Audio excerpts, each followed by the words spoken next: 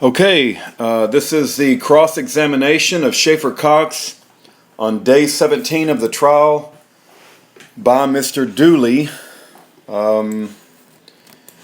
It's in Anchorage, Alaska, Tuesday, June the 5th, 2012, page 147. Could we have the light, Madam Clerk, by Mr. Dooley? There was testimony from the government that there were searches done on your computers at Coleman Barney's home. That's, in your recollection of that, that's correct. And there were searches of Coleman Barney's computers that were in Coleman Barney's home. Do you recall that? That's correct. Who was doing those searches for names? The Google searches? Right. Believe that was me, Marty, looking for pictures to fill in this poster. Well, you were looking for pictures, or are you planning to murder Sheriff Barack? Looking for pictures? Looking for pictures or planning to murder Judge McConaughey? Just pictures. Looking for pictures or planning to murder Arnie Soldewell? Just looking for pictures. And I'll get my distraction out of here. The stuff in the trailer, the grenade shells, belong to you? Yes. They did not belong to Coleman Barney. Hold on just one second.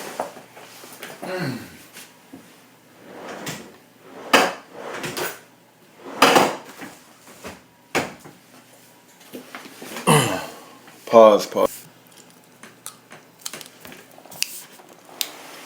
They did not belong to Coleman Barney? No. Did Coleman Barney have anything to do with them once they're in the trailer that you know of? Not that I know of. The Alliant gunpowder and Hogden smokeless powder, was that yours? Yep, that was mine. Do you know if Coleman Barney had anything to do with that powder while it was in the trailer? He did not. While we're on the powder, how old was the Alliant gunpowder? Real old. I got that right after I moved to Alaska in 2000 or shortly thereafter. It was real old. How about the Hogden powder? Both of them were real old. Where were they typically stored by you? I have stored them in a shed outside at a different place where we lived. I also stored them on a pallet in some drums at another place that we lived. I had also stored in my garage for a while, and I know that those were in the toolbox in the back of my truck for a while. Your garage, is it heated or unheated? It's sort of heated. We keep it at about just above freezing. And the shed and the other places you stored these things, are they heated or unheated? Unheated. Where did you store the grenade shells? Some places or different places? Same places or different places? Imagine those would have been in a closet in my house where I keep a bunch of rotating gun show knickknacks, just like a hall closet of stuff I'm buying and selling, and it just is always kind of revolving. The silly putty stuff or J.B. Weld, was that yours or was it Coleman Barney's? Well, I don't know where the J.B. Weld that was in the picture. Miss Lamoureux. Objection! The witness came. Miss Lamoureux. Non-responsive. The J.B. Weld in the trailer, was that yours or was it Coleman Barney's? Answer. If it came out of the red toolbox, it was mine. If they found it somewhere else in the trailer and put it there for the picture, it could be his. Okay. Is that sufficient? Did you have any other reloading material in the trailer? Yes, I had primers, and I think there might have been a bag of projectiles too. The actual bullet, the metal, the lead.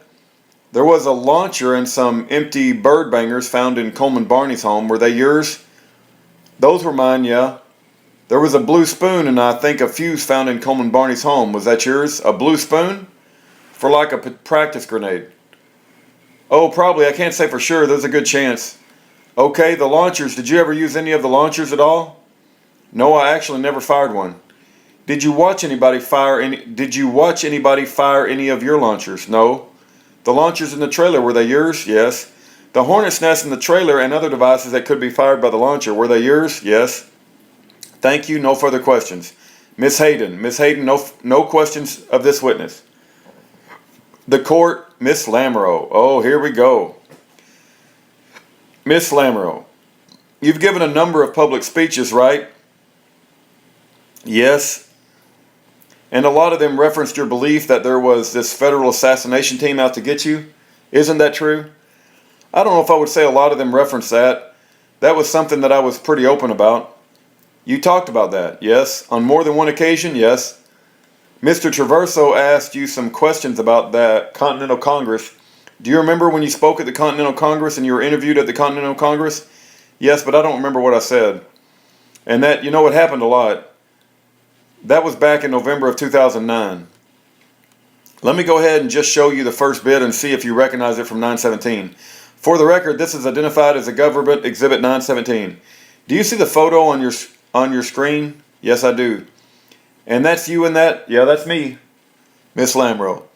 Okay, the government offers exhibit 917, Traverso. You were talking about speeches, correct? Affirmative. Is this a speech? It's an interview. Well, I don't understand. If you're asking about speeches, why does this have to do with anything?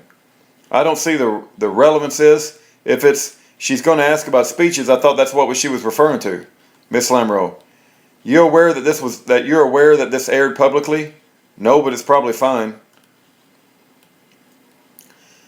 Those are your words when you're talking to the reporter, right? I don't know. I haven't heard it. I mean, I would assume. I don't think unless you changed it, I wouldn't think you'd do that. Miss Lamro, we can play it outside the presence of the jury if you like first. Traverso, I'll withdraw the objection. Go ahead. No objection. I would like a limiting instruction. I don't know that these are words that are attributable to Mr. Vernon. The court. Okay, there being no other objection, Exhibit 917 may be admitted, but again, ladies and gentlemen, it's offered only against Mr. Cox, and you should not consider it any other purpose as evidence against any other defendant. Miss Lamro, if we could have the lights, Madam Clerk, and the headset. Okay, great. Video played. Miss Lamro, you said everybody has to be responsible for their own actions, right? Yes. And that was before your speeches in Montana, the one that we listened to yesterday, for example, right? Yes. Let's go ahead and move to what we have identified as Government Exhibit 918. And again, it's from this Continental Congress. We'll bring up the first screenshot so you can identify, see if you can recognize yourself in that video. And is that you there? Yeah, it looks like the same interview, Miss Lamro. The government offers Exhibit 918. No objection except for Miss Hayden's suggested limitation. Yes, same objection. That's fine, Your Honor. All right, 918 may be admitted, but is also admitted as to the case against Mr. Cox, and you should not consider it for any other purpose or against any other defendant. Video played. And that was back in 2009, right? Yeah, I think it was in November of 2009. You talked about talking on various stations, KJNP, for example, right? Yeah. You also called into the American Underground Network and talked there, right? Most likely. Miss Lamro. We've identified Exhibit 926, some clips from that. Perhaps we can play from the first clip outside the presence of the jury so that Mr. Cox can confirm that that is his voice. Well, I don't want to keep the jury going in and out here, Traverso. And I don't have an objection, Your Honor, to playing whatever clip it is and they want to play on the American Underground Network. Miss Hayden, I'm sorry, I can't hear Mr. Traverso. I don't have an objection to them playing the American Underground Network radio clip. Duly. Well, then no objection except for a limitation. Same here. Okay. There are 11 clips from the American Underground Network recording and would like to pass out the transcript binders, Your Honor. The court, is this all part of 926? It's all part of 926. The court, and it has not been identified by a witness. His counsel is satisfied with the identification by counsel. Traversal. If it's the American Underground Network radio clips, I don't have an objection to it. There have previously been provided transcripts of this recording. I have no objection except for a limitation. Miss Hayden, yes. Limited instruction, please. All right, 926 may be admitted. Again, against Mr. Cox only, and should not be considered by the jury against any other defendant for any other purpose. Miss Lamro, Madam Clerk, could we have the lights when you have a chance? I just have one thing before we start playing. I don't think we established a time period for this particular clip. Miss Lamro, does January 6, 2011 sound right to you? I do so many TV and radio shows. I couldn't tell you when this happened, but it sounds like me. Ken, we'll stop at page 157 and start again. Okay, we're picking back up at page 157. I do so many TV and radio shows, I could not tell you when this happened, but it sounds like me. Do you want an opportunity to read that and see if that gives you a sense, yes, of the time frame, if it was before or after a certain event in your life? Sure, yeah, I can read it. I probably narrow this down to sometime in 2010. Could it be early 2011 too? I suppose it could be. It could be early 2011. Do you know when it's from? I guess I can't ask questions. Sorry, Miss Lamro. Miss Lamro, is there an objection or... No? Okay, alright, let's go ahead and play 926, the first clip, audio played. You talked about the respect you get because you have them outmanned and outgunned. Isn't that what you said? Yeah, that's what I said. That's the same outmanned and outgunned comment that you made to Trooper Schoenberg, right? That's what you said to Trooper Schoenberg, you had them? I may outmanned and outgunned? Yeah, I made the same comment, yeah. Go to the next clip, audio clip. Let's go to the next clip, audio played. You said that you had federal agents to try to kill you that summer. Yes. That's referring to the summer of 2010. Yes. Let's go to the next clip. Audio played. On the first page of the clip on page 13 there, you said that they didn't have a lick of evidence. Yeah. That's not true, is it? No, that's true. Well, what's evidence? Photos. Yeah, there's a photo. Photos of Marty? Yeah, if you're going to reference those, can we see them? Or, well, you know, I would like to see that before I comment on it. OCS wanted to interview your child, right? Yes. Whispered conversation. It wasn't because DEA was behind this, was it? I believe it was. It wasn't because your child was in present danger? It wasn't because your child was present? I don't believe that was the reason. What about Marty's recorded statement? That's evidence, isn't it? I can't speak to that. Well, you got her to recant her statement, didn't you? Traverso. Objection, Your Honor. That's an accusation. Miss Lamro. Credibility. Mr. Traverso. Objection. The court. The objection's overruled. I didn't get my wife to do anything. Miss Lamro. Let's go to the next clip. 926 through 05, page 17. Audio played. At the beginning part of the clip, you're talking about your arrest by the Fairbanks Police Department, right? Yes. That's the arrest in mid-March 2010, right? Yes. You said it was breaking and entering just to get you to show up. Isn't that what you said? That's what I was, implying. And you're talking about the Fairbanks Police Department doing a breaking and entering? Yes. Were you responding to a Liberty Bell call that night? Right? Yes. And actually, law enforcement was responding to a 911 call, right? I don't know that. You know that, don't you? The house doesn't have a landline, so I don't believe that there was a 911 call. But you know from law enforcement officer that they were responding to a 911 call, don't you? I didn't believe what he told me. And law enforcement was in the process of getting a search warrant because of drug operation in the house, right? No. You were told that, weren't you? That's what I was taking notes on, is them telling the homeowner that they weren't going to get a warrant. They were just coming in anyway. Did you say you were taking notes? Is that what you just said? Affirmative. You approached the house, didn't you? Affirmative, yes. And you knocked on the door, right? I don't remember. I think the door may have been open. You were knocking on the door, weren't you? I said I don't remember. The door may have been open. And then when you were approached by the law enforcement officer, you didn't tell him that you had a loaded weapon in your pocket, did you? I did tell him. So if we listen to the recording of that, we're going to hear you tell him that before you were patted down by him? Yes, yeah. I told him within a matter of seconds of contact. And you were trying to get in the house when law enforcement was already there, right? No, I was just taking notes. Law enforcement was already there, right? Yes. And your story is you were just taking notes? Yes. Do you remember your conversation with Sergeant Yamamoto that night? No, I know I talked to him. I don't want to get too far ahead, but at one point Mr. Traverso asked you, Sergeant Yamamoto, that's the arresting officer. I'm not finished. Right. With my question. Okay. Mr. Traverso was asking you about that night at KJNP in November of 2010. Do you remember the questions that Mr. Traverso asked you today? Not all of them, but I remember being asked. He asked you why you were wearing body armor that night. Do you remember Mr. Traverso asking you that question?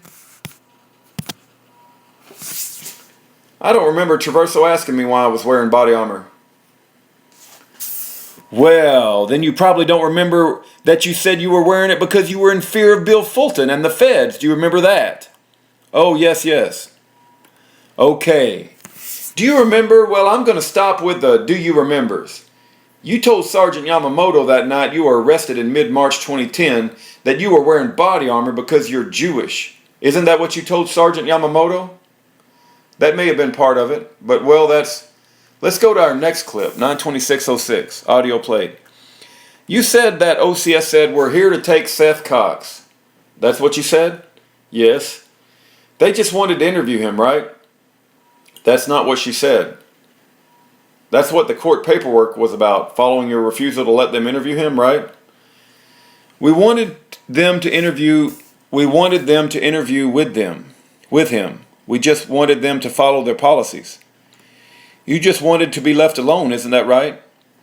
Yeah, that's why we wanted to get the interview done and out of the way. You refused to have your son interviewed by OCS, isn't that true? No. That's why OCS needed to file paperwork to be able to interview your son, right? Our son was interviewed by OCS. Again, you're saying that it was the DEA that was pushing this. It wasn't your conviction related to domestic violence, right? Yes. So Wendy Williams was just misspeaking when she was here? Mr. Dooley. Objection, the court sustained. Let's go to the next clip. Audio played. Miss Lamro. If we turn back to the first page of that clip on page 22, the beginning of the clip you're describing a situation where you're driving around and you have Kevlar and grenade launchers in the back seat. Did you hear that part? Yes. And you had grenade launchers in your back seat, right? That's what I said. But you've never shot one off? No, never fired one. Just drive around with them in your back seat? Yep. Then you talk about a situation going on base and you say that he told you that you and your wife would have political asylum on post. That's what you said, right? Yes. That didn't happen either, did it? That did happen. I talked to Colonel Jones and he said that we could come on post and if the feds came on we would have, that the MPs would make sure that there wasn't any big showdown. That there would be no showdown, meaning what? A showdown, that any kind of conflict that we were trying to avoid. So that doesn't sound like asylum, does it? It does when you're the object of the showdown. Well, actually, the military doesn't have any authority to grant asylum to anybody, does it? I don't know if they have the authority, but that's what they said, and that's what I believe that they would have done for us.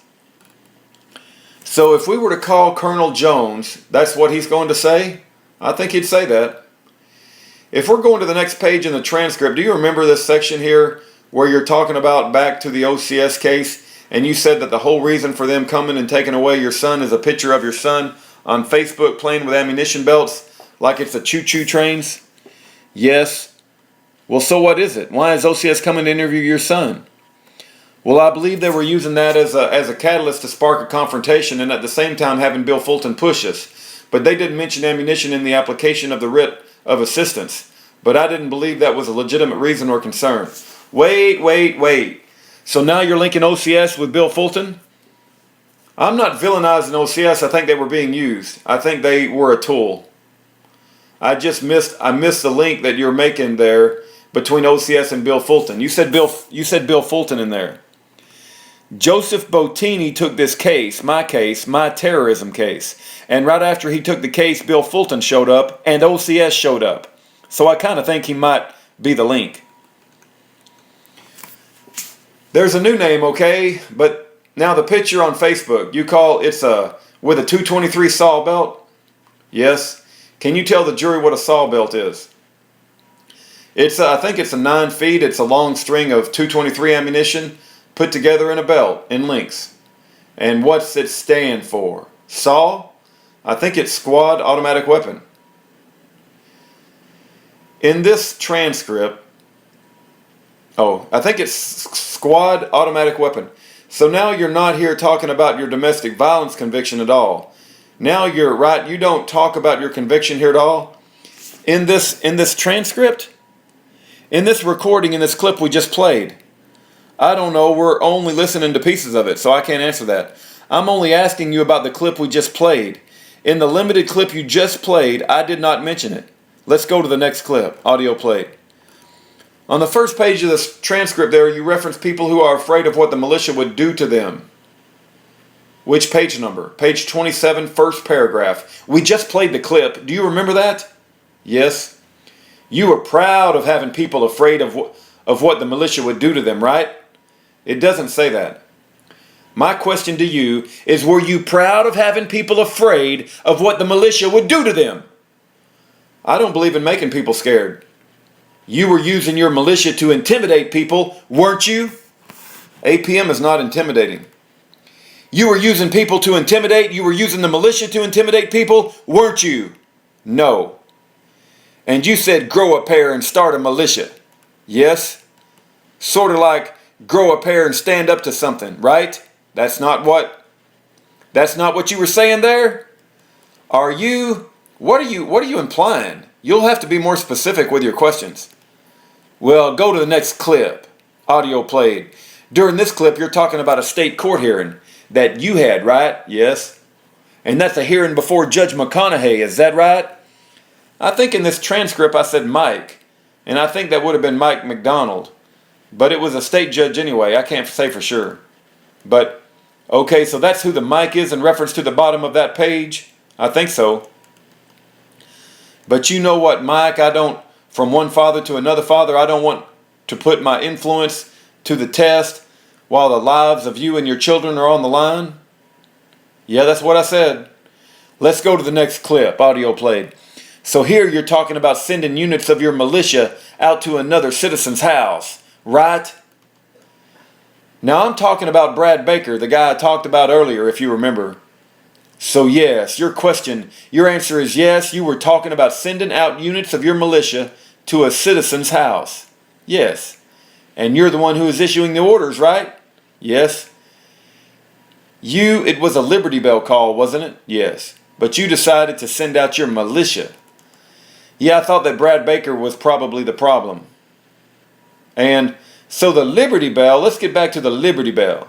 Yesterday, I can't remember now, earlier the jury heard you describe the Liberty Bell as, so if you mess with one of us, you mess with all of us, right? That's what the Liberty Bell is? I don't think that. I think that's a deceptive characterization, if you leave it in just that concept. Okay? Let's play Exhibit 9-1601. Miss Lamoureux. And it's going to be a video. Madam Clerk, if we could have the lights, video played. Miss Lamoureux. Okay, if you mess with one of us, you mess with all of us, right? I felt like your implied violence there. That is public scrutiny. So in that regard, yes.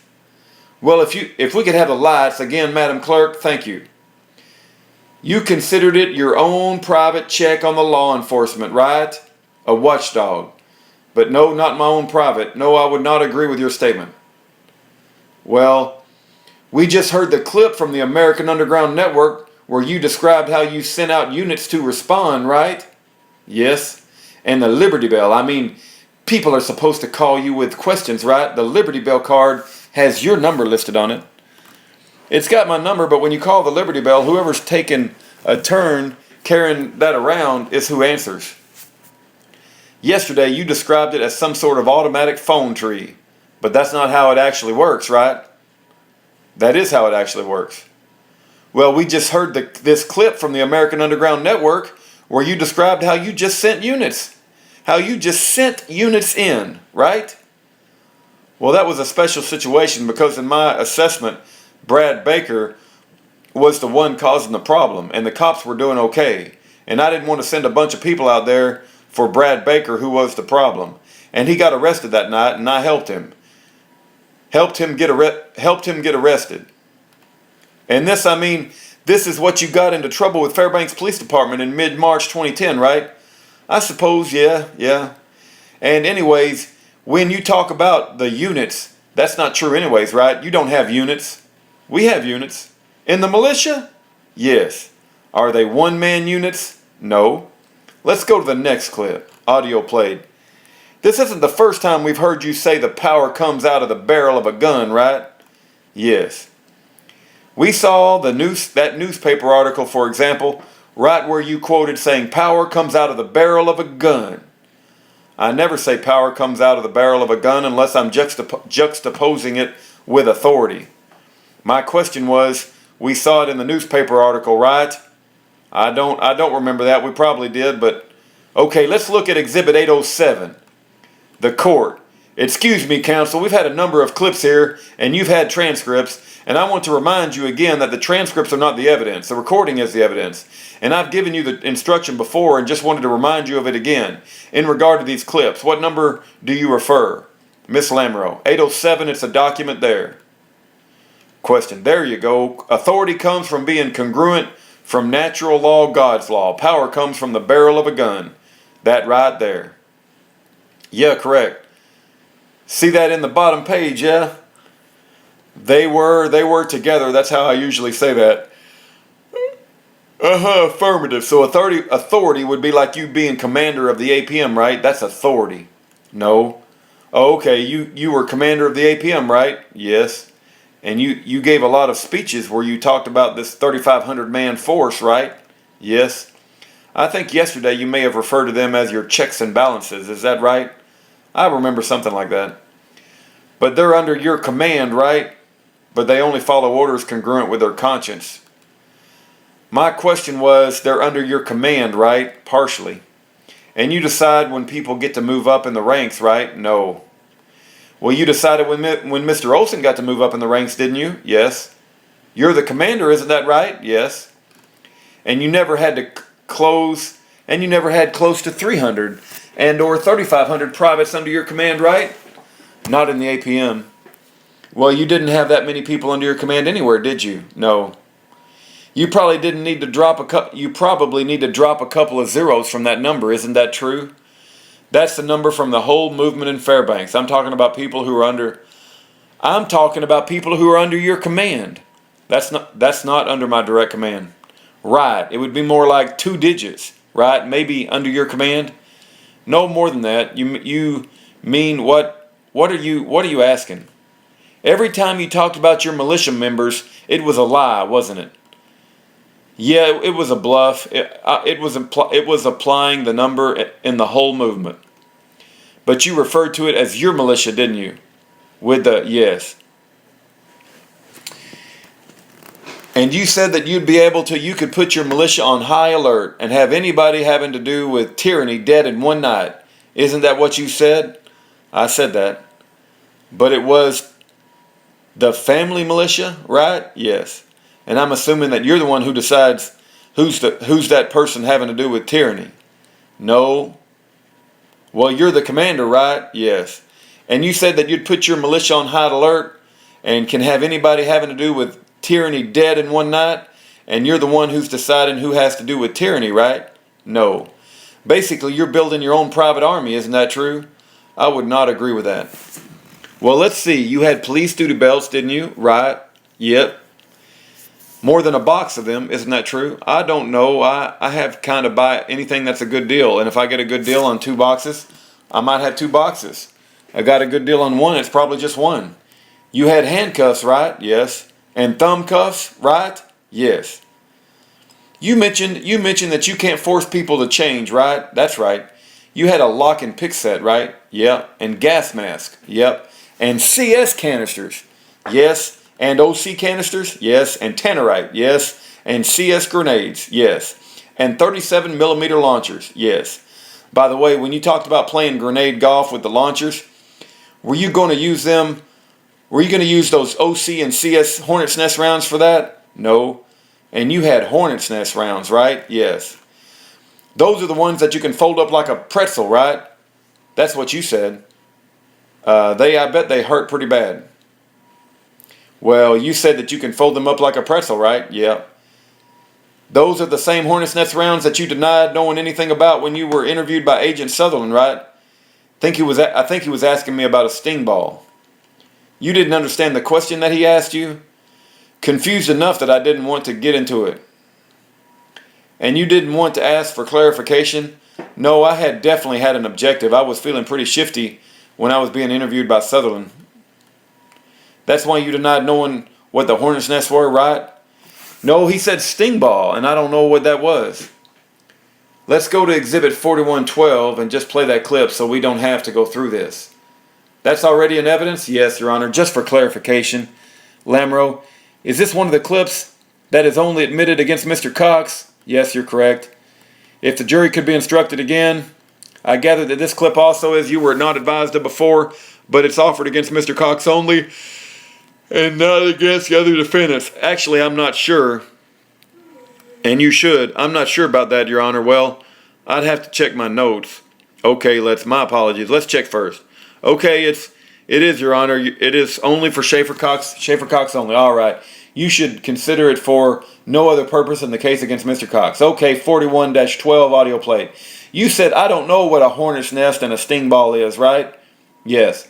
But you know what a hornet's nest is, right? Yes. You didn't clarify that for Agent Sutherland, did you? I did not volunteer any information, no.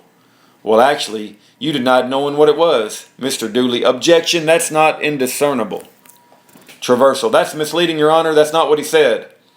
The court, the objection is overruled. So the question was, like a hornet's nest or a sting ball, something like that, and you said, I don't know what a hornet's nest and a sting ball is. Right? Yes. Let's go to Exhibit 790, which was already been admitted. This is your text, and it says, well, yes, but we have 10 guys in the house, and if we keep a gun close, that is enough. I think an AR-15 at the top of the steps with a hornet's nest. Do you remember sending that text? Yes. That's the night of KJNP, right? Yep. So you knew what a hornet's nest was, right? Oh, yes, I knew what a hornet's nest is. And you knew at the time that you were interviewed, right? Yes. Let's go to 794, Exhibit 794, which is already admitted. Page 12 right there. We've got the upper left side. We've got a number of items listed with prices next to them, talking about your duty belts, radios, puffs, tasers, mags. Do you see all that? Yeah. You keeping track of what you have, right? I don't know. That's what I was doing. You were pricing the stuff out. Yeah, either to buy or sell. That would be a fair assumption. That's probably a safe assumption. You were mostly buying though, weren't you? I didn't sell any duty belts. Let's go to exhibit. I might have. Page 8. Got some text there with your friend Jim, right? Yes. And if we look at it, October 15th, 2010, you said I need 6 duty belts, right? Yes. Like cops use. Yes. So you were outfitting your guys, right? Yes. And you texted with Aaron Bennett too, asking for similar stuff, right? Yes. And you also had grenade bodies with expended fuses, right? Yes. And you had grenade bodies with live fuses, right? Yes. And you had a number of firearms, right? Yes. A lot of ammunition, yes. All for your private army, right? No. And with all these weapons, you had a place to stash them, didn't you? Lots of places. I should mention one thing about this police duty belt. I think you might have told the jury it's because they have a well-made something about a holster. That's what you needed the duty belts? That's why you needed the duty belts. Yes. That's what you want them to believe? Miss Dooley. Objection. The court. Sustained. You needed handcuffs and thumb cuffs, right? You wanted those things, right? Yep. But you only wanted the duty belts because it had a good holster on it. I didn't say I wanted it only for that. You also texted with Bill Fulton for radios and earpieces, didn't you? Yes. So you had your own places to stash these weapons, right? Yes. We talked about the shed off Bradway and Road earlier. Yes. Remember that? You said that you used it personally. Right? Yes. But Lonnie Vernon and Coleman Barney also helped you use it, right? I don't think Lonnie's ever been out there. I asked if they helped you use it. You'll have to clarify that question a little bit. Do you remember that day when you were staying at Mr. Vernon's house on February 14, 2011? Yes, and you had some conversation with Mr. Olson and Mr. Vernon. Do you remember that? Yes. Miss Limmer, I'd like to offer Government Exhibit 2003. I have Exhibit 20 in evidence. Let me just take a small little break here and ask how come Traverso ain't objecting. Miss Lamrell's just going to town left and right for about 20 pages, and I hadn't heard one freaking objection from Traverso. Miss Lamrell, 2003 is not a clip that we've played yet, Your Honor. We haven't offered it before, I don't believe. We played other clips from Exhibit 20. The same conversation, it's just a different portion of it. All right. Is there any objection to 2003? Traverso, no, I don't have any objection to it. Dooley, no objection. except it shouldn't be used against Coleman Barney. Miss Lamro, there are co-conspirator statements, Your Honor. No objection. 2003 may be admitted. Lamro, now actually, if we could have the lights, Madam Clerk, audio played. So Mr. Vernon asked you if you need anything out of that stash out at the North Pole, right? Correct. He says, Coleman called me. I've got to call him back here pretty soon. Isn't that right? Correct. And Coleman knew where they were. They was headed for that shed, right? And Coleman knew where the key was for that shed, right? Yes. And you went there together with Coleman Barney and Gerald Olson on February 21st and moved the items from the stash, right? Correct. And prior to that, you had talked about going to pick some cherries or something like that from the shed, right? Yes. If we could have the lights, Madam Clerk, Miss Lamro.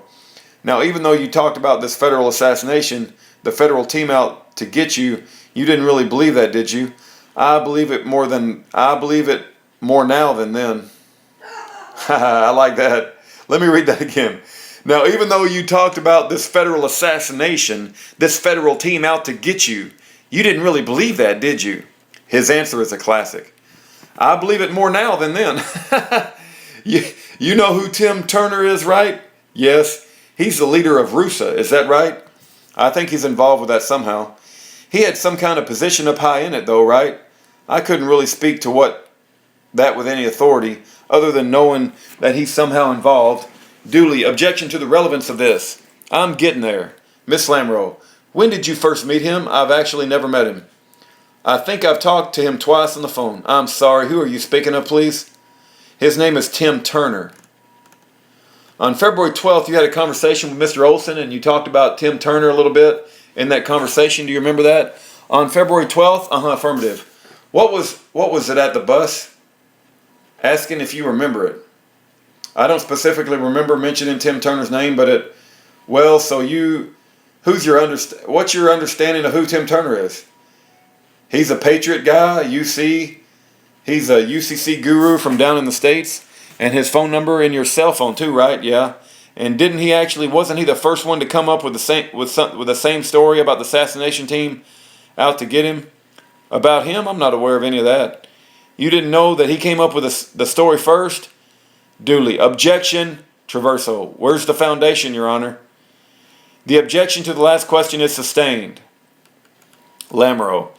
You didn't know that Tim Turner also had a story out there about a federal assassination team out to get him? Traverso. Asked and answered. It's asked. The court overruled Traverso and answered. The court. What's the next question? I don't know if you're waiting for me or for some. I was waiting for an answer. Yeah. So, what's the question to the witness? You didn't know that Tim Turner came up with the same story about a federal assassination team out to get him. I may have heard something like that from rumors. Turning to the night of, or the day of, the night of KJNP in November of 2010. Counsel, it's time for a break. Let's leave till after we take 10 here. You may be excused. How long, Judge, did you say? How long? 10. 10, all right. Okay. Off the record. All rise. His dishonorable, the court, the United States District Court is again in session. Please be seated. Okay, bring the jury in, please. Miss Lamro. Turning now to KJNP on November 23rd, 2010, you told your subordinates about the federal plot to kill you, right?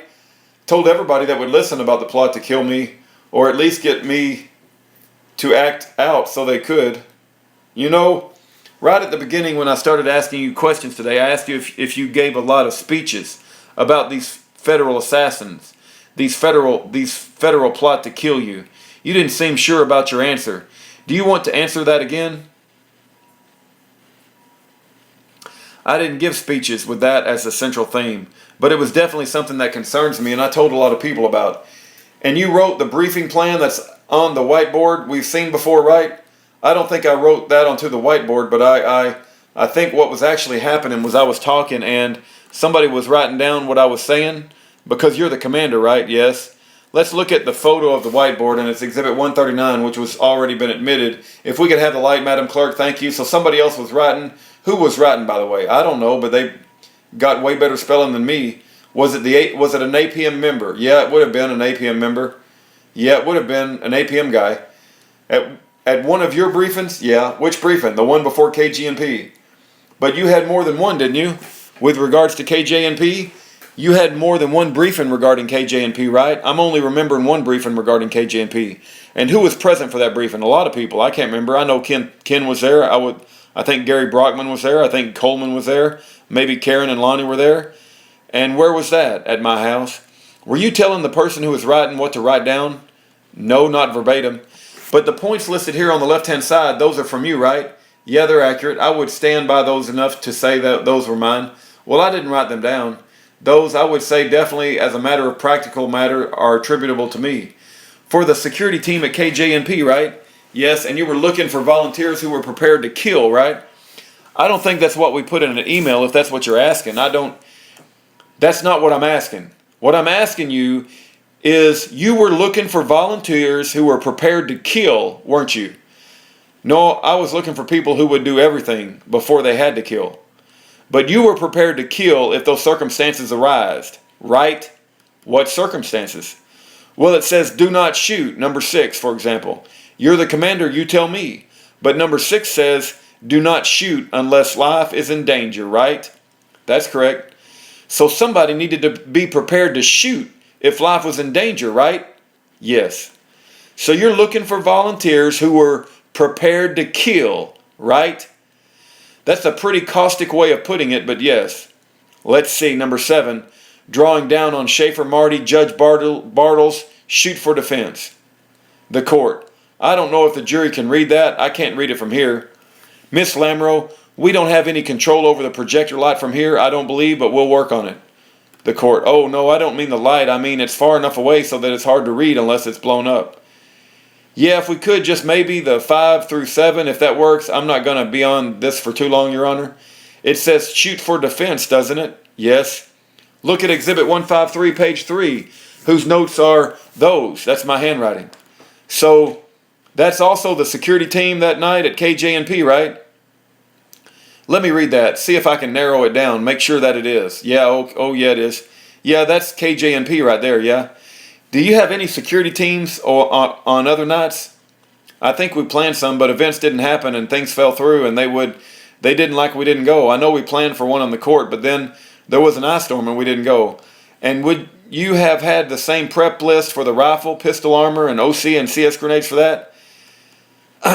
Security team as well.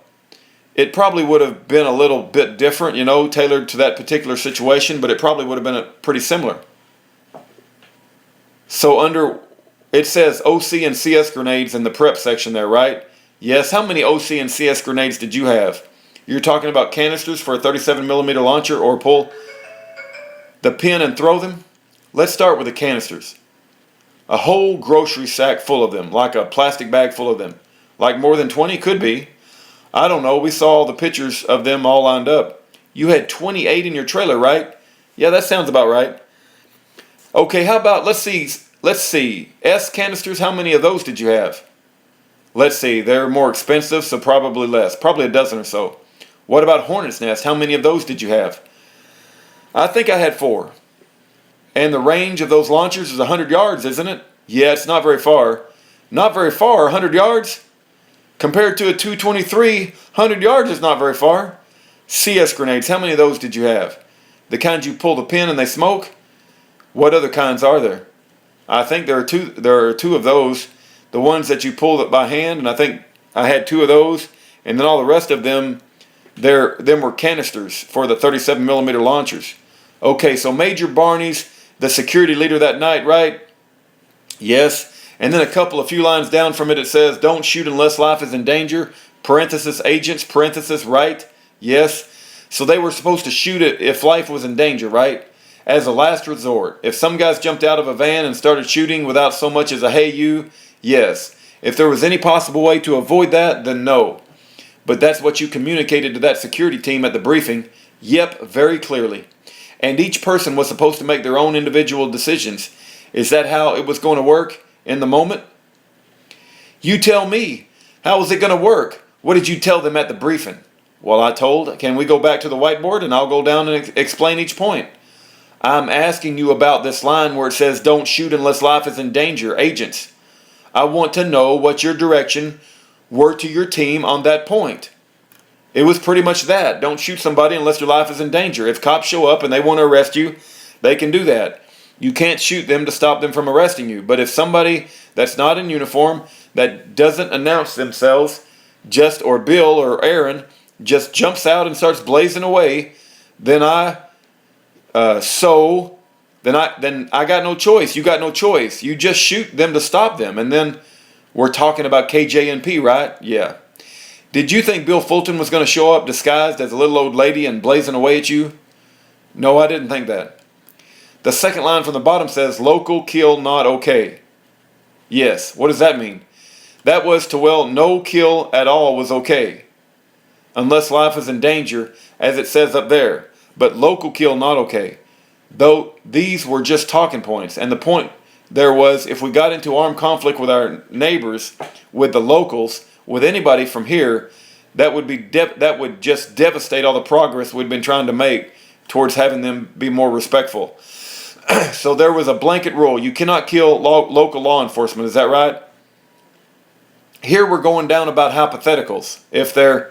No, you tell me, what was your direction to your security team about local kill not okay? My direction was to emphasize to them how absolutely horrible it would be to kill somebody from your own town. And then, if some fight-picking yahoo from another town jumps out and starts blasting at you, that's bad too if you have to kill them. But man, killing somebody from your own hometown, I was just emphasizing, guys, that's just not us. That's just not okay. Don't. If there's any way to avoid it, that's just, I guess, I care about everybody, but people from my own town, I care about more. And that's what that means. And so then we move to the next line where it says, agent only if life in danger. That's a reference to federal agents, right? Or is it anybody, federal and state and local? I would think that would be the DEA guys, and that I'd been warned about. The DEA being the Drug Enforcement Administration? Yeah. How are you men supposed to tell who was who that night? Well, they're supposed to ask them. How are you going to do that? Verbally. So you've got to stop them first. You set up a security checkpoint, right, that night? I think this is an inaccurate characterization. Well, as lights in the parking lot outside the door, you're saying that they're supposed to ask them first before shooting. How are they going to ask them? You're adding words. You said that they weren't supposed to shoot them if they're local, right? Local kills are not okay. You're asking me how they know they're agents. You're asking me how they would know they're agents. Let me finish my question. I said local kill not okay. I asked you how they're supposed to know that. You said they're supposed to ask. How are they going to ask them? What's up, buddy? And they need to ask them because they might not be able to tell by the way they're dressed, right? That's not going to be any problem with anybody unless they just show up shooting. What about local agents, federal agents like Agent Sutherland, who are from Fairbanks? What was your direction to your security team on people like that? I didn't give people directions based on who might show up. I gave people directions based on the conduct. I gave people directions based on the conduct of anybody. If anybody was just blazing away with obvious intent to kill at the moment, then do what you've got to do to stop them and try to use non-lethal force first. Well, that's not true. You have local kill right there, right? There, you're obviously drawing a distinction between local and feds, right? I have already gave you an answer on local kills, and it means that I have a special compassion for the law enforcement in Fairbanks that I disagree with and our intellectual opponents. It would break my heart to kill one of them, even in self-defense. That's why I fled the country to prevent Bill from doing it. And you can have the special exception, and you can have that special exception because you're the commander, right? Think everybody should have that. Well, you're the one making the rules for that night, right? What do you mean a special exception? Well, let's go back to, because I'm the commander? Let's go back to the photo at Exhibit 139. You said those were the points that you were making on the whiteboard, right? Yes. Because you're the commander, right? Yes. And at the bottom it says there's a reference to plainclothes people, right? At the bottom 13, plainclothes, right? You're referring to law enforcement who are in plainclothes, right? Yeah, again, this is somebody's notes on what I was saying, but plain, it looks like it says plainclothes, get non-lethal first. That's out. I don't know what plainclothes get. I didn't ask you that. Let's go to Exhibit 446, page 10. You see where it says in the middle of the page, if an agent draws down on Schaefer Marty or Judge Bartles, shoot him? Do you see that? Can you, yeah, I see that. I see. Mr. Traverso, the witness, I see what you're talking about. Traverso, can I have some clarification? Is this KJNP or is this something else? Lamoureux. At the top of the page there, it says 9 p.m. KJNP. Okay, I'm on page 201 and I got to take a break. Okay, let's pick up here on page 201. At the top of the page there, it says 9 p.m. KJNP, doesn't it? Mr. Traverso, okay. Do you see that at the top left-hand corner? It doesn't show on the screen, counsel. I think it might still show on his individual monitor there. Anyways, it says, if an agent draws down on Schaefer, Marty, or Judge Bartles, shoot him. Do you see that halfway down the page? Yes. And right before that it says, do not shoot any locals, right? Yes. And then at the bottom it says, agents, try not to kill, bodily stop, use grenades, to stop. Do you see that? Yes. So you're going to use grenades. You're going to try not to kill, you're going to try not to kill agents, right? Very hard, yes. But if the situation arises, you might need to, right? Yep. And you're going to use grenades? Well, you're going to use grenades to stop them, right? You're going to try to use grenades to stop them, right? Yes, not real grenades. Those would be CS or OC or Hornet's Nest or something besides. That's not going to kill you. Right. The plan was to use Hornet's Nest that night, right? I believe some people had those, yeah. Well, Coleman did, right? I can't say for sure. Well, you heard the recording in this room when he was in the bail hearing, and he said that he had his AR loaded with his 37 millimeter launcher and the Hornet's Nest rounds, right? Correct? Well, then I would believe he's an honest guy, so probably yes. You were at the staging at his house, weren't you? No. This was all your idea, wasn't it? Parts of it. Well, when we went through the security team briefing board, you said those were your points, right? Oh yeah, those were my points. You're the commander, right? If you obey my orders, then that makes me your commander. If you don't, then I'm not. So you're not taking any responsibility for your subordinates who don't follow your orders? Oh, I am. That's why, well, if they don't follow my orders, then they're not my subordinates. Well, if they follow my orders, I'm going to tell them to be temperate. And don't, which one is it? What? You're the commander, yes. You're responsible for them, aren't you? I'm responsible for the moral propriety of the orders that I give. And their oath is to follow orders that are consistent with their conscience. And you're the one who said KJNP is a go, right? Look at exhibit. Can we look at that? Yep. Yeah, I don't. What's that mean? Well, they're your words with Coleman Barney there on November 23rd, 2010, KJNP is a go. That's your text, right? Yep. And the real concern with these federal agents, right? Well, there was two concerns. The real concern were the federal agents, though, right? Well, because one concern's real, it doesn't make the other one concern fake. Tell me what your other concern is. Aaron Bennett lives down the street, and he's best pals with Bill Fulton, and had some comments to me about killing me. And in fact, in the discovery, that's mentioned.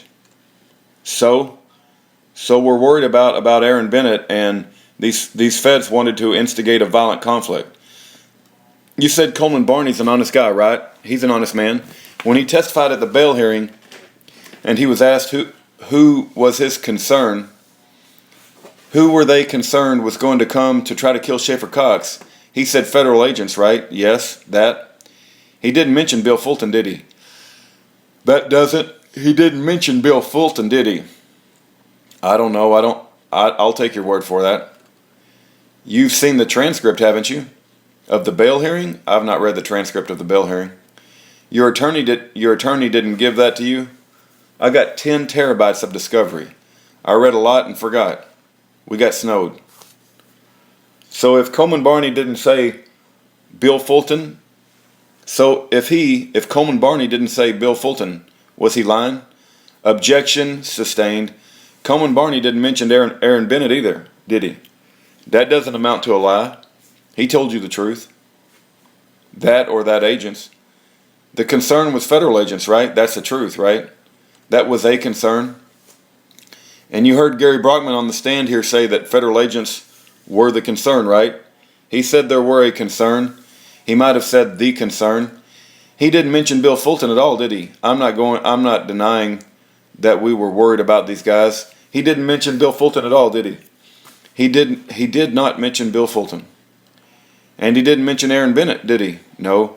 And if we pull up Exhibit 139 again, it doesn't say Bill Fulton anywhere on this whiteboard, does it? Well, I guess it doesn't say Bill Fulton anywhere on this whiteboard, does it? No, it doesn't. No, it does not. Doesn't say Aaron Bennett on the whiteboard anywhere, does it? No. Or any other of those notes about KJNP security team detail, right? No, but it was talked about. So your security team had to be willing to kill, right? And they had to be armed, right? Somebody who was not willing to kill could have certainly been on the security team. They needed to follow your orders, right? They could reject the ones they don't like. And then what would that make them? Insubordinates? Or would that make them, or what would that make them? That would get them decommissioned, wouldn't it? It would make them a conscientious objector. Well, you've decommissioned people, haven't you? For being drunk or pushing violence, yes. So your security detail was armed that night, right? Yes. Barney was carrying his rifle with a 37mm launcher loaded with hornet's nest round, right? That's what I've been told, and I have no reason to doubt it. And we've heard the recordings from one of those briefings where you were telling Mr. Olson that you were going to be loaded with the hornet's nest rounds that night, right? I believe so. That's when you made the comment about the hornet's nest fold you up like a pretzel, right? They folded Johnny Knoxville up like a pretzel. Let's go ahead and listen to that, Exhibit 2-03. I'm sorry, counsel, what was the 2-03? I've already been admitted. Miss Hayden, yes. Audio played. The people who were at the briefing in a different crew than the briefing you talked about before, right? I think what's actually happened is J.R. Olson. It was a different crew, right? Yeah. Miss Lamro, if we could have the lights, Madam Clerk. The witness, actually, I think it was the same crew, different like follow-up or something. Miss Lamro, so who was present at that meeting, the one that recording that we just listened to? I heard J.R. Olson. I wasn't able to identify the laughing voices. Who was Judge Bartles there? Could have been. He was out at KJNP, so. And you could have told all of them about Bill Fulton or Aaron Bennett, right? Not without it getting back to Aaron Bennett and Bill Fulton, which I didn't want them to know. So you could have, right? Yes. But you didn't know. You listened to the Mr. Olson recordings in the case, haven't you? I think I've listened to all the recordings, but it was many months ago. Lonnie Vernon was armed that night as well, right? Yes, and Gary Brockman was armed as well, right? As far as I know, I think he said he had a gun in the truck or something. I'm sure he was armed, but I don't know the particulars of that. You saw Lonnie Vernon that night, didn't you? If I saw him, it was pretty brief. I just want to be careful about making assumptions and talking about other people. I believe that they were there. I mean, as the commander, you want to know that your security team was actually present when you arrived, right? Coleman was in charge of that part of it. I trusted him to do a very good job, and I wasn't messing with the details. You were armed that night too, right? I don't know. I usually am, but I'm not sure if I was that night. Don't you remember a conversation with Bonnie Carricker where she told you to go put your firearm, take it outside? She asked you if you were carrying. Remember that? I remember Bonnie Carricker talking about that, but I don't remember the interaction between me and Bonnie from that night. But if I went with what Bonnie said, yeah. And that was actually in violation of your conditions, right? Yes, I was more scared of Bill than I was of violating my conditions. You were prohibited from carrying that at that point, right? Yes, by a bail condition, and I was disobeying that. You didn't want to follow Judge Quavar's orders, right? Not if it meant me not being able to shoot back if I had a run-in with Bill. Bill Fulton's from Anchorage, right? We're talking about the same Bill Fulton? Who comes up here a lot, up to Fairbanks a lot? You explained to Sam Barney how a hornet's nest round works, right? Sam Barney, affirmative. No. You didn't read the transcripts? You didn't read that transcript either? Do you mean Coleman Barney? Sam Barney. I don't recall that, not with Sam Barney, Coleman's brother. Once Coleman told you that it was safe and clear for you to come to KJ&P, that's what you did, right? Yeah. You waited for his order saying it was okay to come, right? Boy, I can't remember the details of that. I probably just texted him, "Hey, we're on our way." That's what I would guess would have happened. Let's look at Exhibit 792, page 2, please. If we could have the lights, Madam Clerk. On November 23rd, 2010, there's a series of texts between you and Coleman, right? Yep. See at the line 521 when he says no bees? Yep. What did you understand that to mean? I don't know what that means. I'm sure I knew at the time, but I can't remember. I can't remember now. Well, right before that, he says, "I'm here. Do I need to let who's living here know?" Right? That's 456, yeah. He's at KJ&P, right?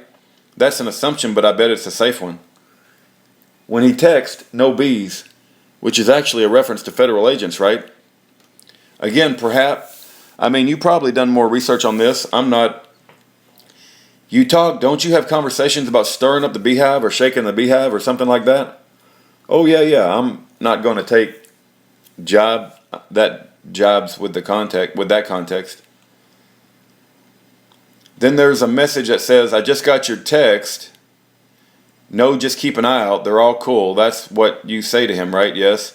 And when you say have had 2 cops lurking around me outside Safeway, maybe nothing. What's that about? Maybe nothing. Your response is, maybe nothing, yeah. And what about have 2 cops lurking around me outside Safeway? Apparently it was nothing, but really you should probably ask Coleman if you were wanting to know what he meant by that. When I got that, if I received that text, it would pretty much, I would take it at face value. He's had 2 cops lurking around him outside Safeway. No, that may be nothing. That's your text. Oh, I sent that to him? Outgoing. Oh, you have had. You're right. Well, I must have forgot about that. And then he asks you, which Safeway? And you say, University? University, correct. Are you on your way to KJ&P at this point, or where in Fairbanks are you? Where's the University Safeway in relation to KJ&P? That would be en route from my house to KJ&P, which it would be the University Safeway. So you went to KJ&P straight from your house? I'm guessing I'm making an assumption again. I'm making a lot of assumption here because you tell me you were there. You tell me what happened that night. How'd you get to KJ&P? I drove. Hold on. From town. And I would assume it was from my house. You don't remember? I'm assuming it was from my house. Tell me what you made. Tell me what you remember. I don't want you to assume, Mr. Cox. You made me doubt. I don't want you to assume. Just tell us what you remember. As near as I can remember, I went from my house to KJ&P. And did you stop at Coleman Barney's at any point? No, he lives past KJ&P. And who did you drive to KJ&P with? Marty and Bartle, Judge Bartle. You didn't have a security team detail with you? Don't think so. I think they were out there. So you say, have had 2 cops lurking around me, and you tell them it's University on my way to my house. Do you remember what house you're referring to there? Look at the time again. I'm reconstructing this, so bear with me. I'm putting clues together. Perhaps I went to University Safeway, and then I went to my house, and then I went to KJ&P. I'm doing the best I can on. At remembering the errands I was running 2 years ago. Okay? And so then at 8:09, Coleman texts you, "We're almost set up. Call. Let me know you're close to the rendezvous," right? Yeah. And then you get another one, and you're texting him, "You're getting closer." You get one at 8:29, and he tells you, "Wait there," right? Yeah. And then eventually you arrive at KJ&P, and you go inside and appear on television, right? Yes. And then Marty and Judge Bartles and Ken Thessing, right? Yes. And while your private army was outside guarding you, securing the perimeter, you were inside on television telling people that soulless assassins were out to kill you, right? I would have said that different, but nothing that you said is technically inaccurate. And all of that was okay because you were living by your own set of rules, right? Objection, argumentative, I think you may answer. There is one set of rules that is universally applicable to all mankind, and I live by that. You don't live by federal statutes, right? Whenever they do not come into conflict with right and wrong, I comply. Could we have the lights, Madam Clerk? By the way, on your appearance at KJNP, you've never mentioned Bill Fulton or Aaron. You never mentioned Bill Fulton or Aaron Bennett, right? No, I was trying to play nice with them. They're both scary guys. So you live by your own set of rules. You were telling us about that. That's what you said. This is not what I said. I'm not a law unto myself. That's totally an accurate projection for me. You don't live by Alaskan statutes, right? I comply with Alaskan statutes. You just told us that you were carrying a firearm that night. That would have been a violation of your probation conditions or your pretrial release conditions, right? Yes. You just want to be left alone, right? That's what you told the jury yesterday. I think that's an all-American value, and yes, I like being left alone. And you were issuing your own restraining orders, right? I think we might have filed some stuff to that effect. Exhibit 194, page 14, and then page 15 and 16. That's the sovereign Judge Bartels, is that right? Yes, and he's judged within the Assembly Post Group, and that kind of thing. And that's your restraining order, right? I think that's pertaining to me. I didn't write that. But you served it on people. I don't know if I'm the one that served, but I'm sure we got that delivered. Ken Thessing did a lot of the service for you, right? Yeah, he did some process servings. What was he? Was he a major? He was a major, right? That's correct. Yeah, a good major, right? He's a good man. Well, you weren't going to abide by the judge's orders either, right? I mean, you were talking about living by the set of natural rules that you were talking about, right? Yes, right and wrong, natural law. So when Judge Quavar told you about your next hearing date, you told her you were going to treat it like an invitation to a Tupperware party, right? I said that. Affirmative. I did show up, though, for that. I just wanted them to discuss judicial things, jurisdictional things. You also talked about going to court and saying, if you touch me, we're going to kill you. I think I said that. That was an embarrassing comment. I'm sure indiscernible embarrassed, but I said that. Embarrassed now? I was probably embarrassed a few seconds after I said it, but definitely embarrassed now. But you were the family militia, right? Yes. Let's talk about the grand jury de jure before you met with Fulton and those folks in Fairbanks in June of 2010. In Alaska, grand jury de jure voted and produced a document which you then delivered to Fort Wainwright, right? I've seen this in exhibits and I can't answer any questions on that, or I don't know if I can answer all the questions on that. That was something that my question, let me restate my question. Okay, thank you. Before you met with Fulton and Zerby and Jeremy Baker in June of 2010 in Fairbanks, the Alaska Grand Jury de Jure voted and produced a document which you then brought to Fort Wainwright, right? I don't think that was before. I don't know if that was. Let me go ahead. Be it was right around the time that we met with Fulton and it was kind of really tense week there. It was in there somewhere. Let me go ahead and show you what we have marked for identification as Government Exhibit 878. Do you see that document there? Yes. That's the document that the Alaska Grand Jury de Jure voted and produced, right? Yeah, I see our names on it, but I'm just going off what it says there. It's signed, right? Yes. And it's dated, right? Yes. What's the date? The 11th of June of 2010. The government offers Exhibit 878. I can't identify that. I can just tell you about it, but I don't have any personal knowledge about it. I object to it. He has no personal knowledge of it. Objection, lack foundation relevance. The foundation is lacking. So what are the names on there, on that document? Seth Cox, Marty Cox, Schaefer Cox? No, sorry, the Alaska Grand Jury de Jure names, right? Oh, the people that are signed it? Right, the Alaska Grand Jury de Jure people that signed it. Martin Avery Nichols, Beverly Ann Jenkins.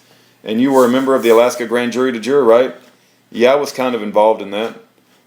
And you were Special District Criminal Justice, and you were the Special District Criminal Justice. Okay, I'm going to stop on page 221 for now. 221, we're going to take a break. All right, let's pick back up with page 221 and see how far we can go. Cross-examination, by Miss Lamro to Schaefer Cox.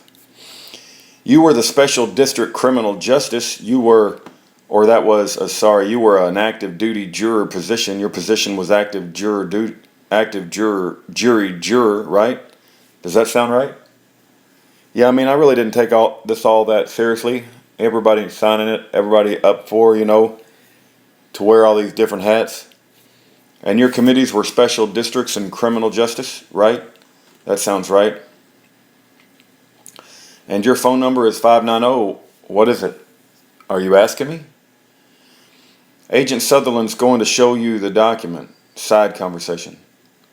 So on the third page there, you see your name on the third page? Yep. Oh, I'm sorry. Yours is already flipped. I was starting from the beginning. You're looking at, I believe, at the 6th page with the name and signatures there. Is that the page you're looking at? Yeah, it's on. The page that, yep, is in the same front as the 26th of 79. So your name is about 1, 2, 3, 4, 5, 6, 7, 8, 9, 10 down, right? Oh yeah, I didn't see it because there's my full name, Francis August. Yeah, and then Schaefer Cox.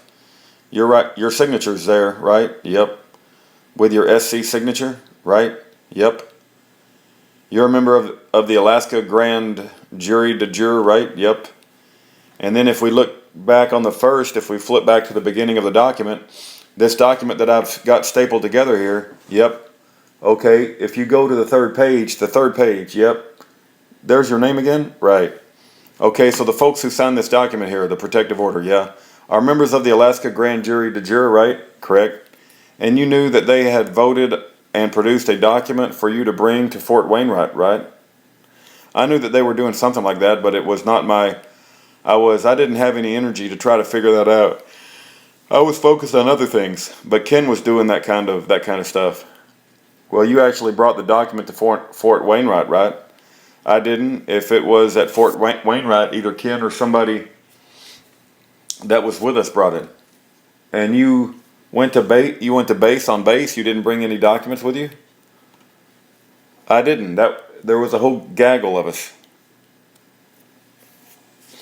Miss Lamro, the government offers 878. Again, lack of foundation from Dooley. He has no personal knowledge. Object to foundation as well. The court. Do I have a copy of this? My apologies, Your Honor. We only have it loaded. Elect. Miss Hayden, Your Honor, I would like to add an objection for relevance. Miss Lamro. Mr. Cox has put all of this in issue by claiming that the base gave him asylum based on his visit to the provost marshal. This is also relevant. The court. Just a minute. I think 878 may be admitted. Miss Lamro. If we could have the lights, Madam Clerk, okay. So the top, there's a fax machine. It looks like June 11, 2010. And then the document itself is signed and dated June 11, 2010, right? Yes, and it's protective order from the Alaska Grand Jury de Jure, right? Yes, like I say, I can only testify to what it says on there, but that's what it says. Well, tell the jury a little bit about what the Grand Jury de Jure is. Excuse me. It was another like sovereignty movement group that spent a lot of time doing legal research and trying to uncover our roots and our legal history, and it's kind of did a lot of spinning its wheels and amounting to thousands and thousands of emails and blogs and websites and things like that. And do you want me to keep going?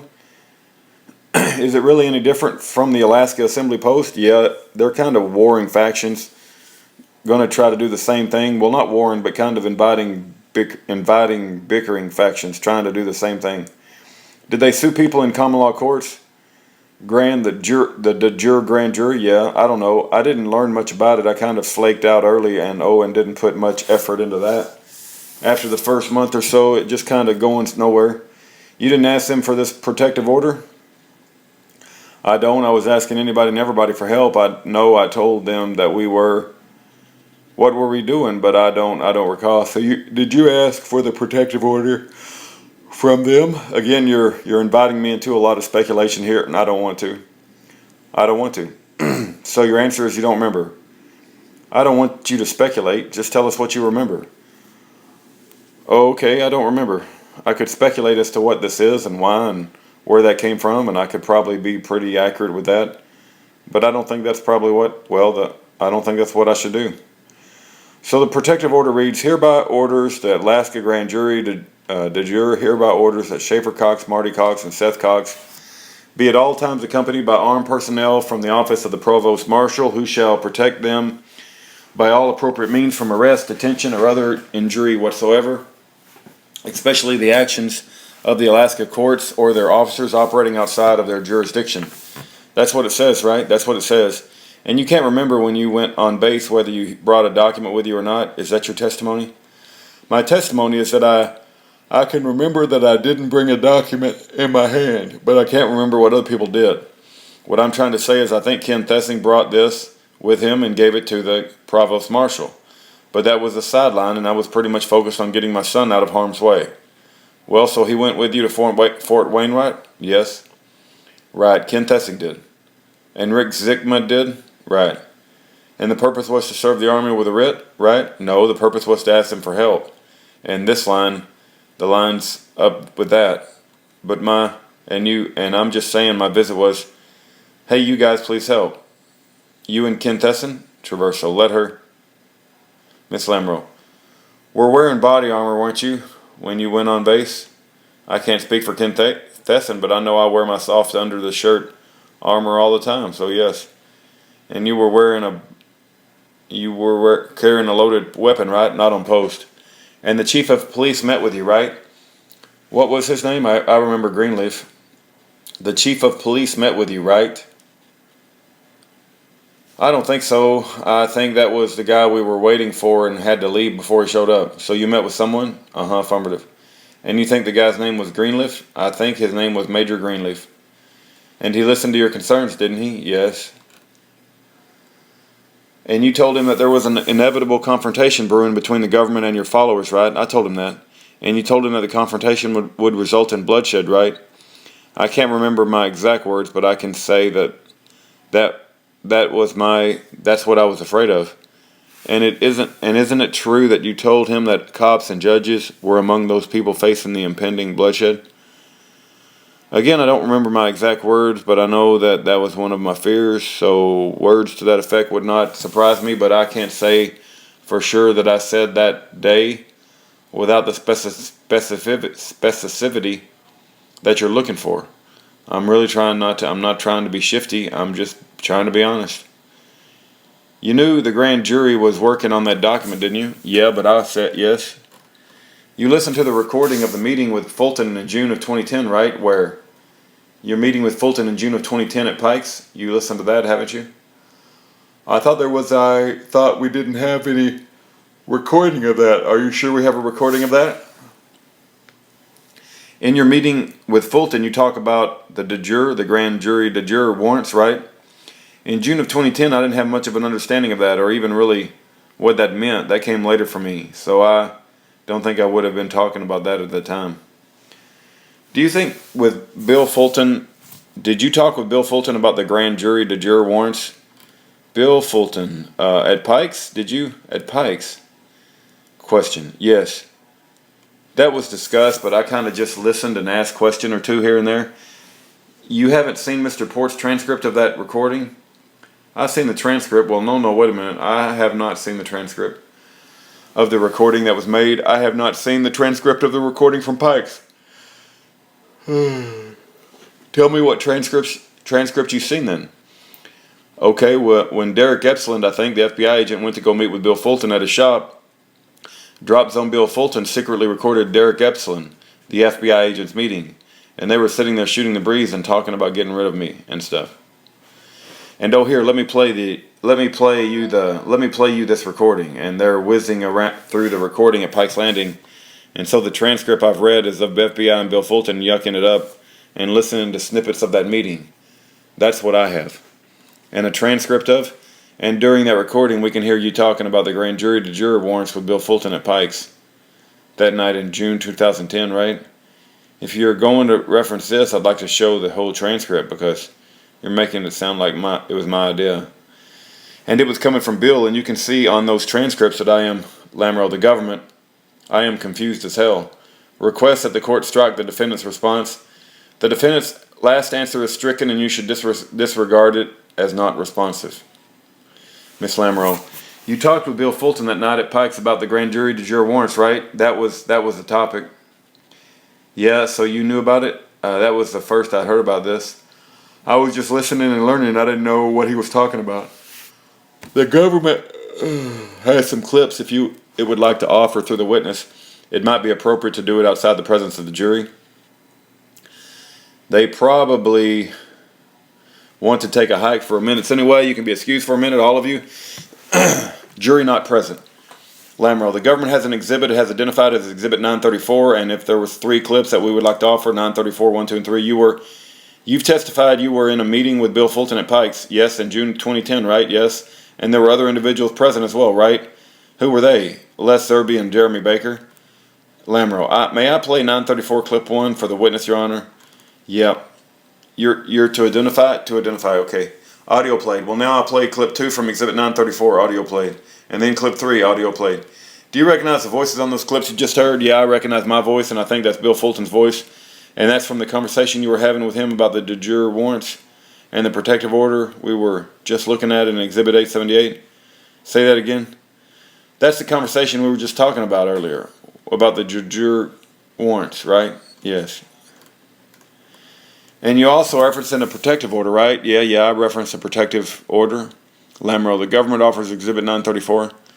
I believe that the snippet is very, very narrow, and the whole, this is traversal now, very narrow, and the whole recording should be played and be part of the record, not just a very tiny, it doesn't make any sense because we don't know the full context of the meeting and was based on that.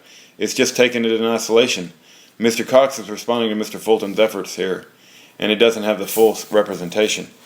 My understanding is that the federal government, or at least Mr. Fulton, destroyed the original recording in this case, so we don't have the original recording. Lamoureux, the government is only offering this to impeach Mr. Cox because he just claimed that he didn't know about the juror warrants. He indiscernible from the protective order. Here he is asking Mr. Fulton if he'll serve the de jure warrants. He tells him that the de jure Alaska de jure grand jury de jure has been working as fast as they can. The only reason that we're offering these minor clips. Traversal. The recording that we're presenting is not the original recording, and it was a recording that Mr. Fulton, who has testified, stated that he did not record it. It was destroyed when he was under supervision of another FBI agent. This is not the original recording, and it's been cut. Mr. Fulton was recording also the authority of the federal government, Your Honor. That is what he said. The court, does the rest of this exist? You must have the clips from something we did. What exists is the agent with Fulton listening, having a conversation and listening to portions of the recording, so the entire recording of the agent and Mr. Fulton listening to the clips exist. But as Mr. Traversal indicates, the underlying meeting at Pikes Landing, the entire recording in itself does not exist in its full scope. Mr. Fulton did have authority under law to record this conversation because it was a consensual monitoring on his part. But because it wasn't tasked as part of the FBI investigation, the FBI did not retain a copy of the court. Well, my Lamoureux clip, but the court, I guess my question is, what do you have that hadn't been played that is a recording from Mr. Cox at this meeting? Mr. Cox, another, at this meeting? Ms. Lamoureux, all of this was provided to defense counsel back in January, I believe, on December, once that we first became aware of this recording existed and explained the situation to them.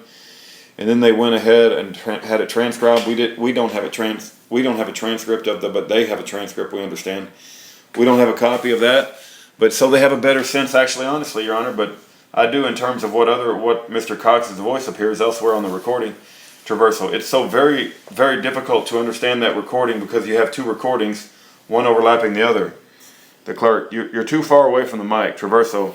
You have two recordings, one overlapping the other. Believe it or not, Mr. Fulton is recording this meeting apparently without, it's hard to understand. He's recording the meeting without the authority of the federal government, yet he's there recording this because for his own interest, I'm not sure, but when you listen to the recording, you hear overlapping conversations. And it's very difficult to understand. If you want to know what the true meaning is, play the overlapping recordings. That is what happened. This is a deciphered. This is something that we did for our understanding to try and understand and piece it together. But if you play the original recording, then this jury gets to understand what transpired because the court, well, I understand what you're talking about, original recording, but I understand that's not around.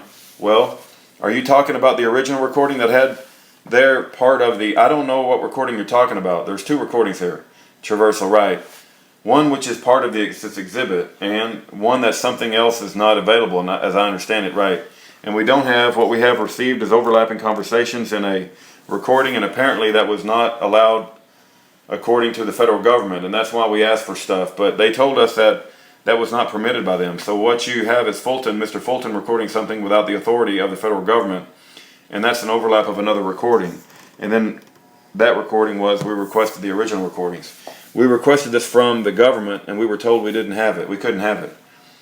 Miss Lamro, the government wouldn't be in this situation if Mr. Cox had just told the truth about the conversation. It's just a limited purpose of impeaching him, because he said he didn't know anything about these things. The court, yeah, I understand that. What I don't know is what else is on the recording somewhere that might make what you propose to be more fairly presented. If there's more presented, that's the basis of the objection. I don't know what's available yet, so I don't know what it says. But when you play the clips here and there's always a question: is that in context a fair presentation? And so I don't know what else is available, so I'm kind of stuck on how to rule here. Miss Lamro, I don't know how the status of Rowley Port's transcript, but perhaps they could provide that to the court. I don't know, but they did cross Mr. Fulton on this point when he was on the stand, about him recording the court and destroying. And the court, yeah, I think if you have, under federal law, if you have one consent, that's enough. Not so under Washington law, and I think that not so under Alaska law. But it is federal court, and for federal evidentiary rulings, one consent is enough. So I think that I don't think that's an issue, but I don't know what they have that. And Mr. Traverso, your objection says more ought to be played to be fair. I don't know what you're proposing that should be played to make it more fair. So it's pretty hard for me, Traverso. I think you need to ask.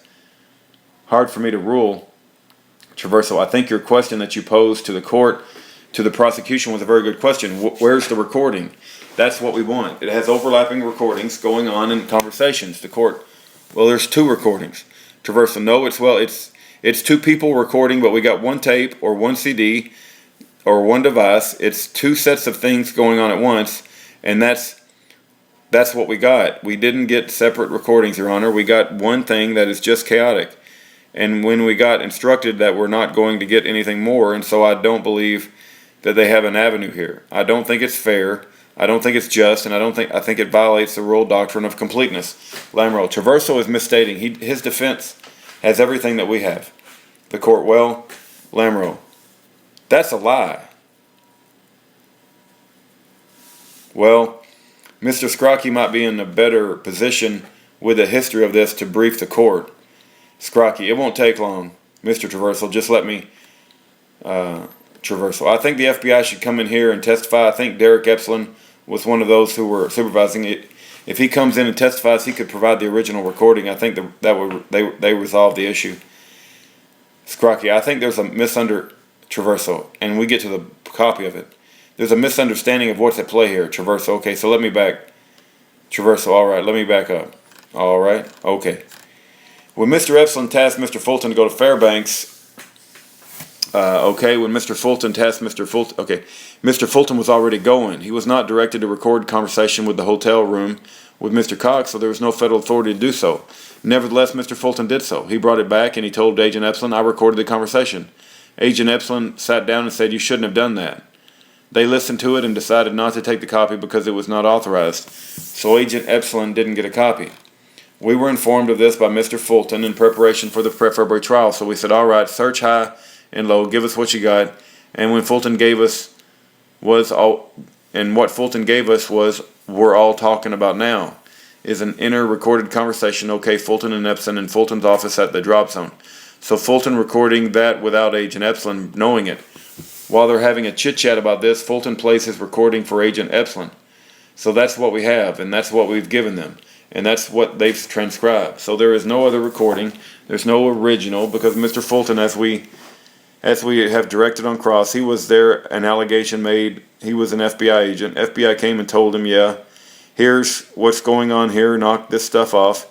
So Fulton deleted all his files, so the original, such as it was, is gone. So all parties have what's in existence on this matter, Your Honor. The court, well, all of this, it doesn't help the immediate problem, which is there are more on the existing tape than these clips, and that needs to be played in order to make the clips fairly presented. And I have no idea because I don't know what else is on the tape. And Mr. Diverso says more needs to be played, but I don't know what it is. So I think it seems pretty clear to me that something can be played. I'm going to pause here on page 241. All right, picking back up at page 241, day 17. Cross-examination by Ms. Lamoureux of Schaefer Cox.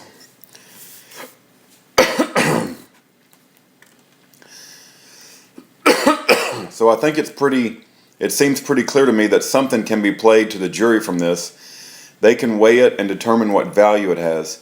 But whether it should be clip offered by the government or something in addition to that, I don't know. One way to do it is to let the government play their clips and let the defense submit the whole conversation as part of their rebuttal. Ms. Lamoureux, it is 2 hours long and it contains a lot of conversation between Agent Epsilon and Bill Fulton without Mr. Cox speaking at all. I don't know if that's what Mr. Diverso would suggest to play for the jury. Diverso, well, I think that would be fine. The clerk, your mic, please. The court will wait a minute, talking to the mic. I think that would be fine since there's been a definite umbilical cord that has been cut between Mr. Fulton and the government, and if they want to play the whole 2 hours, so be it. I think that's what we ought to do. The witness, Miss Lamoureux, well, Traverso, that'll show. Miss Lamoureux, we definitely don't want to play the full 2 hours. Mr. Traverso, well, we do then. We'll do it, since it shows that there was Mr. Fulton. We'll do it, since it shows there was Mr. Fulton testified and was playing roundabout and was not being credible about his connection to the investigation in this case. Miss Lamoureux, he crossed Mr. Fulton on this point. He had his opportunity. The court, well, Miss Lamoureux, he could have played it with Mr. Fulton then. Your Honor, I would like to confer with counsel, if that's okay real quick. The court, I'm sorry, who's talking? The witness, Schaefer, over here, over here. Oh, no. If I could talk to him for a second, I would like that. You want to talk to your lawyer? Yes. Not in the middle of your testimony. You know, the problem with this is you're given an evidentiary statement. Traverso, yeah. The court, that I don't have as much detail about to give you an accurate ruling, so I'm going to rule and hope that it's correct. My ruling is that the exhibit may be admitted without prejudice to more of this clip, of this recorded conversation, but played at an appropriate time. All right? Mr. Dooley. Your Honor, I wanted to put on the record an objection that I have that is that this man, Bill Fulton, was operating as a government informant. If he was not operating properly by tape recording and was doing so against the orders of the government should not then have the advantage of playing his misconduct, essentially. That's my objection. Miss Hayden, and Your Honor, I would ask for a limited instruction as to Mr. Vernon. I don't think this has anything to do with him. Miss Lamoureux, this is all. Miss Hayden, Miss Lamoureux, during the time frame of the conspiracy, Your Honor. Miss Hayden, there's still no indication that he has any knowledge of this meeting. He didn't attend the meeting at Pike's and he didn't attend the meeting at Blondie's. I don't think he even knew about the meeting at Blondie's until February. Same for Mr. Barney. And his name is not on the grand jury list. Miss Lamoureux, Les Zerby, the court, who's? Lamoureux, Les Zerby was present at that meeting. The court, wait a minute, whose name not on what grand jury list? Miss Vernon's name is not on the grand jury, whatever they're calling it, de jure. The court, de jure sounds like a soup. All right. The answer I've given and the additional objections are overruled. How long is this clip? The clip that you just heard, Your Honor? There's no Miss Lamoureux, there's no transcript with him? There's no transcript. All right. Except for the one that they have. But the court, we'll bring the jury in. We'll get this done and we'll break for the evening. Miss Hayden, Your Honor, if I may have one more thing to add. The court, yes. Miss Hayden, objection that the government is offering this simply for the impeachment value. And I think that, Miss Lamoureux, that's true. In that instance, Miss Lamoureux, that's true. Miss Hayden, shouldn't be used against Mr. Vernon. That's true. Or Mr. Barney, no objection No, the objection is overruled. Ladies and gentlemen, in your absence, I have admitted 934, which consists of 3 audio clips. I think they has not been identified before the jury, however, so we should cover that. Ms. Lamro, you've testified previously about your meeting with Bill Fulton, Les Zerby, and Jeremy Baker that night in June 2010 at Pikes Landing, right, in Fairbanks? Yes.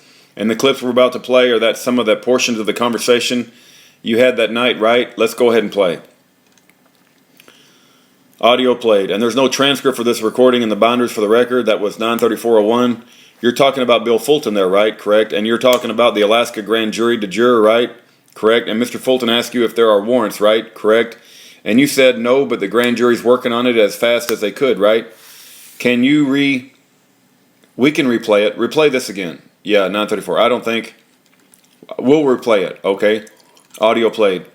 And so you said they hadn't charged anyone yet, right? My response to his, does the grand jury have warrants, was, what do you mean? And you said, the grand jury's working on it as fast as they can, right? I wasn't meaning warrants. Let's go to 934 clip 2, audio played. Now let's play 934-3, audio played. You asked Mr. Fulton what he would think about executing grand jury de jure warrants, right? Yes. But before